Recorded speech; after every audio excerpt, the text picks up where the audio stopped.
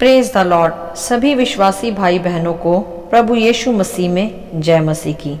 Bible शिक्षा channel पर आप सभी का स्वागत है। हमारे इस चैनल को देखने के लिए आप चैनल को सब्सक्राइब करें और बेल आइकन के ऑल बटन को ज़रूर दबाएं, तभी आपको हमारी आने वाली हर वीडियो का नोटिफिकेशन मिलता रहेगा। आज मैं आपके लिए बाइबल की पुस्तक से अब्राहम और एलियाजर की कहानी का संक्षिप्त विवरण लेकर आई हूँ, जो आपको उत्पत्ति अध्याय 24 में विस्तार से पढ़ने को मिल जाएगा। तो चलिए भाइयों बहनों, हम वीडियो स्टार्ट करते हैं। बाइबल दर्शाती है यहाँ कि यह उस समय की बात है जब अब्राहम वृद्ध हो चला था और यहोवा परमेश्वर ने उसे सब बातों में आशीष भी दी थी और बुढ़ापे में उसे इसहाक के रूप में संतान भी दी थी।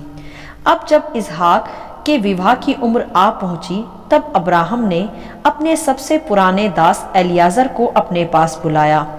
एलियाजर अब्राहम के दासों में सबसे पुरनिया तथा विश्वास योग्य और उसकी सारी संपत्ति पर अधिकारी दास था, अर्थात एलियाजर अब्राहम का तथा परमेश्वर का भी विश्वास योग्य था, इसीलिए वह अब्राहम के बहुत निकट भी था। तब एक दिन अब्राहम ने उसी दास को अपने पास बुलाकर कहा कि तू अपना हाथ मेरी जांघ के नीचे रख तथा मुझसे आकाश और पृथ्वी के परमेश्वर यहोवा की इस विषय शपथ खा कि तू मेरे पुत्र के लिए कनानियों की लड़की में से जिसके बीच अभी मैं रहता हूँ किसी को ना लाएगा, क्योंकि मेरे प्रियो उस समय अब्राहम कनानियों के बीच उनके देश में रहता था और वह अब सब अन्य जाति थे।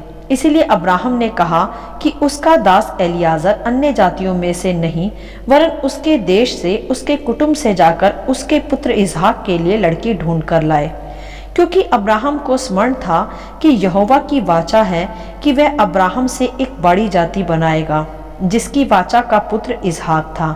अब उसी के द्वारा वाचा की संतानें अर्थात यहोवा की प्रजा उत्पन्न होगी।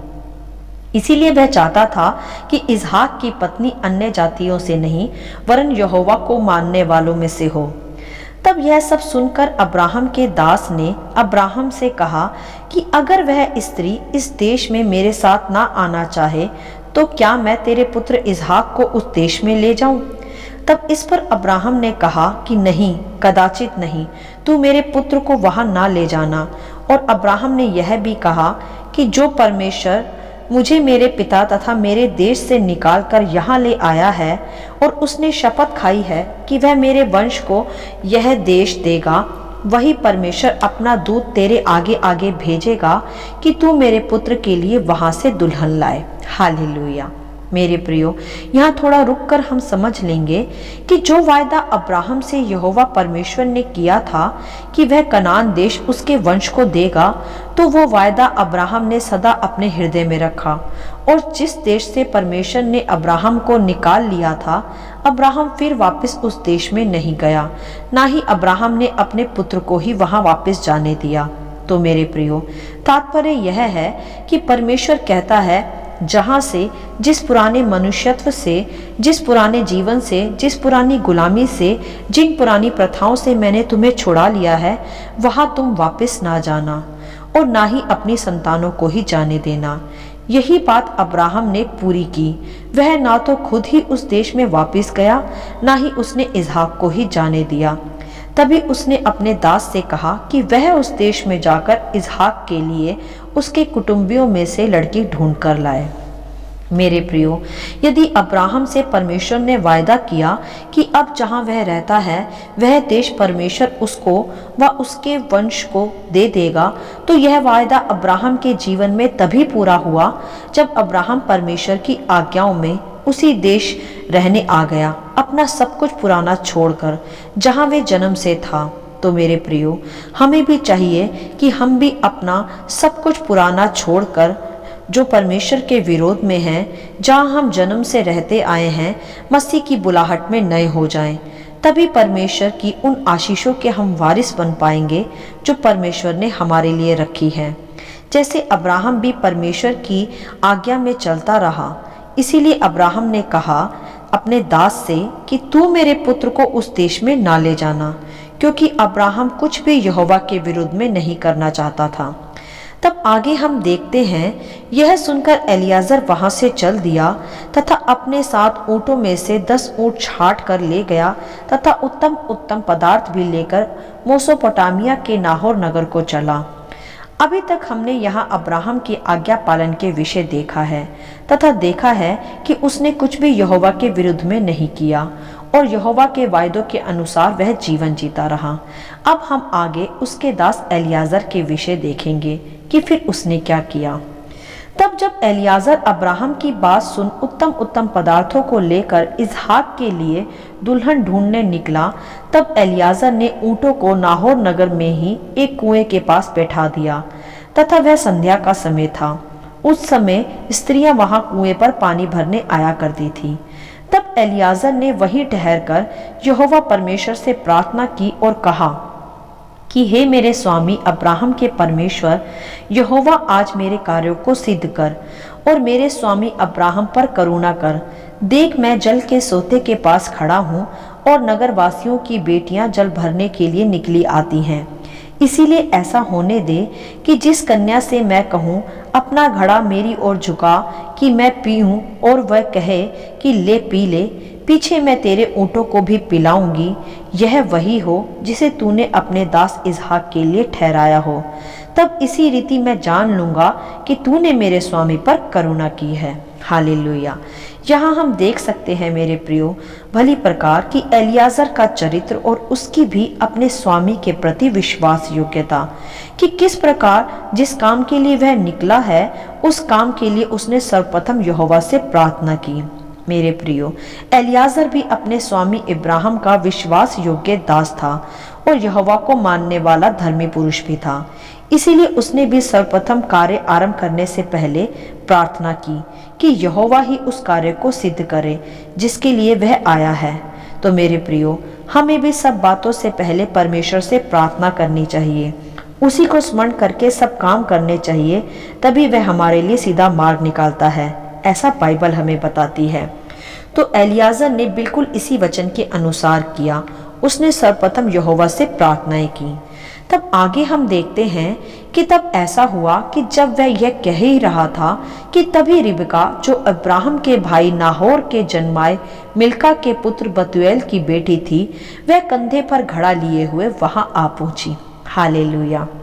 जी हाँ भाइयों बहनों, विश्वास योग्यता से भरी प्रार्थनाओं का उत्तर तुरंत आ पहुंचा रिबका के रूप में। रिबका अति सुंदर और कुमारी थी और किसी पुरुष का मुंह ना देखा था, अर्थात उत्तम प्रार्थना का जो उत्तर आया वह अति उत्तम था। हालेलुया। तब रिबका कुएं के सोते के पास उतरकर अपना घड़ा भरने लगी। तब एलियाजर रिबका के पास आया और बोला, अपने घड़े में से मुझे पानी पिला दे। तब इस पर रिबका ने कहा कि ले पी ले, और उसने अपने घड़े में से एलियाजर को पानी पिलाया। और जब उसने पानी पिला दिया तब उसने दास से यह भी कहा, मैं तेरे ऊँटों के लिए भी तब तक पानी भर भर लाऊंगी जब तक वे पी ना चुके। हालेलुया। अर्थात मेरे प्रियो, जैसी प्रार्थना की बिल्कुल वही उत्तर पाया, क्योंकि एलियाजर की प्रार्थना निस्वार्थ थी, अपने स्वामी के लिए थी तथा परमेश्वर की इच्छा में थी। अर्थात हमारी प्रार्थनाएं भी निस्वार्थ होनी चाहिए, दूसरों के हित में होनी चाहिए तथा परमेश्वर की इच्छा और योजनाओं को पूरी करने वाली होनी चाहिए, तभी उनका उत्तर तुरंत आता है तथा उत्तम भी आता है। तब आगे हम देखते हैं कि फिर रिबका तुरंत अपने घड़ों को होदे में से अर्थात कुएं में से भरती गई और ऊँटों को पिलाती गई। जब तक ऊँट पीते गए वह पिलाती गई। अर्थात रिबका सुंदर व कुमारी होने के साथ साथ मेहनती भी थी, अर्थात बहुत ही उत्तम थी इसहाक के लिए। जैसी एलियाजर ने प्रार्थना की थी, रिबका बिल्कुल वैसी ही थी। तब जब रिबका ऊँटों को पानी पिलाती गई, तब एलियाजर चुपचाप अचंभे के साथ ताकता हुआ यह सोचता रहा कि यहोवा ने मेरी यात्रा को सफल कर दिया है। अर्थात वह आश्चर्य करने लगा कि तुरंत उसकी प्रार्थना का उत्तर उसे मिल गया है। हालेलुया। यही बात सच है मेरे प्रियो, जब हम परमेश्वर में विश्वास योग्यता के साथ चलते हैं और निस्वार्थ प्रार्थनाएं करते हैं, तब हमारी प्रार्थना का उत्तर तुरंत आता है और ऐसा देखकर हमें आश्चर्य होता है कि परमेश्वर कैसा भला है। तब एलियाजर ने सोने के कंगन तथा नथ निकालकर रिबका को दी, अर्थात उसने रिबका को देखकर जान लिया कि यही है इसहाक की होने वाली दुल्हन। और फिर से एलियाजर ने यहोवा को दंडवत कर धन्यवाद किया और कहा कि धन्य है मेरे स्वामी इब्राहिम का परमेश्वर यहोवा, जिसने अपनी करुणा और सच्चाई को मेरे स्वामी पर से हटा नहीं लिया। यहोवा ने मुझको ठीक मार्ग पर चलाकर मेरे स्वामी के भाई बंधुओं के घर पहुंचा दिया। यहाँ हम देख सकते हैं कि कैसे एलियाजर हर कार्य से पहले और बाद में प्रार्थनाएं करता रहा, तभी वह सफल भी होता रहा। तब जब एलियाजर उस कन्या रिबका के भाई व पिता से मिला, तब उन्होंने एलियाजर के सामने जलपान रखा, परंतु हम देखते हैं वहां भी कि उसने कहा, अर्थात एलियाजर ने कहा कि मैं जब तक अपना प्रयोजन ना कह दूं तब तक कुछ ना खाऊंगा। हालेलुया। अर्थात मैं समझती हूँ कि एलियाजर ने अपने स्वामी के बेटे की पत्नी ढूंढने तक उपवास रखा होगा कि जब मेरी प्रार्थना का, मेरी यात्रा का उत्तर आ जाएगा तभी मैं कुछ खाऊंगा। और जब एलियाजर ने रिबका के भाई व पिता को अपने आने का सारा उद्देश्य बता दिया, तब जब उन्होंने रिबका को उसके साथ भेजने का निश्चय कर लिया और वह कार्य पूरा हुआ जिसके लिए एलियाजर वहां आया था, अर्थात इसहाक की दुल्हन ढूंढने, जो उसे रिबका के रूप में रूपमती, कुमारी तथा मेहनती कन्या मिल गई, अर्थात उत्तम व सुंदर उत्तर को उसने तब प्राप्त कर लिया, प्रार्थना के द्वारा और विश्वास योग्यता के द्वारा। हालेलुया। मेरे प्रियो, अब इस संपूर्ण घटना से हम कुछ महत्वपूर्ण बातों को सीखेंगे व समझेंगे। एक तो यह अब्राहम की आज्ञा पालन और विश्वास योग्यता, जिसमें वह अडिग था। जो यहोवा ने उसे करने को कहा, यहाँ अब्राहम बिल्कुल वैसा ही करता रहा। वह यहोवा की आज्ञा से दाएं बाएं नहीं फिरा, ना ही अपने पुराने देश, अपने कुटुंबियों में वापस ही गया अपने बेटे की दुल्हन ढूंढने। अर्थात जो देश, जो स्थान, जो लोग उसे यहोवा ने छोड़कर चले जाने को कहा, वह उसमें वापस नहीं गया, ना ही उसने अपने बेटे इसहाक को ही वहां भेजा। उसने अपने दास एलियाजर को भेजा, परंतु वह परमेश्वर की आज्ञा में चलता रहा। बस इस आज्ञा पर, इस वायदे पर चलता रहा जो परमेश्वर ने उससे कहा था कि यह देश मैं तेरे वंश को दूंगा, इसी में रहना। तो वह उसी आज्ञा में व वाचा में बना रहा और उसी देश में रहता रहा जहां यहोवा ने उसे रहने को कहा था। वह वापस अपने पुराने देश और पुराने लोगों में खुद नहीं गया, उसने अपने मन की कभी नहीं की। तो इसी कारण अब्राहम सदा आशीषित भी हुआ और जाति जाति का, अर्थात विश्वासियों का पिता भी कहलाया। हालेलुया। और दूसरी हम एलियाजर की भी आज्ञाकारिता को देखते हैं तथा उसके प्रार्थना जीवन को भी, जो अपने स्वामी की आज्ञा पाकर उसके बेटे के लिए दुल्हन ढूंढने चल दिया, जहां वह मार्गों को और किसी को जानता भी नहीं था, परंतु उसने प्रार्थना की कि यहोवा उसकी यात्रा सफल करे और जिस काम के लिए वह आया है उसे पूरा करे। तो वैसा ही हुआ भी। यहोवा ने मार्ग में उसकी सहायता की, जैसा अब्राहम ने भी अपने दास एलियाजर से कहा था कि परमेश्वर अपने दूत को आप ही तेरे मार्ग में आगे आगे भेजेगा। तो एलियाजर ने जब यह सुना तब वह चुप नहीं बैठा रहा कि आप ही यहोवा मार्ग दिखाएगा, वरन उसने इसी बात को लेकर इसी विषय पर प्रार्थना की, जो कि निस्वार्थ थी और यहोवा की इच्छा की भी थी। तो वह फिर पूरी भी हुई।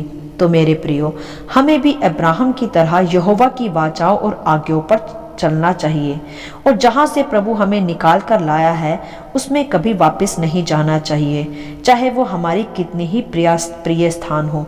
अगर यहोवा परमेश्वर ने हमें कुछ छोड़ने को कहा है तो हमें उसे अवश्य छोड़ना चाहिए। और एलियाजर की तरह परमेश्वर से हर कार्य के आरंभ तथा अंत में सदा प्रार्थनाएं करना चाहिए, उस पर ही निर्भर होकर सभी काम करने चाहिए। तभी हमारी सभी प्रार्थनाओं का उत्तर आता है, और वो भी मांगने से बढ़कर और तुरंत, जैसे एलियाजर को भी मिला। तो मेरे प्रियो, सदा आज्ञाओं में बने रहें, परमेश्वर के वायदों में चले।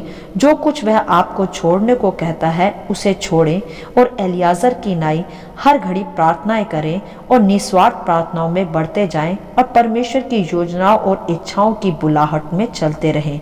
तभी आपकी प्रार्थनाओं का उत्तम उत्तर तुरंत आएगा। हालेलुया। आशा करती हूँ इस कहानी का संक्षिप्त विवरण आप सभी को समझ में आया होगा। परमेश्वर आपको अपनी पवित्र आत्मा की भरपूरी से सदा भरता रहे। यदि आप चाहते हैं कि दूसरे भी इसे सुनकर आशीष पाएं, तो आप दूसरों के साथ भी इसे शेयर कर सकते हैं, क्योंकि हमारे प्रभु यीशु मसीह की यही इच्छा है। आमीन and God bless you all.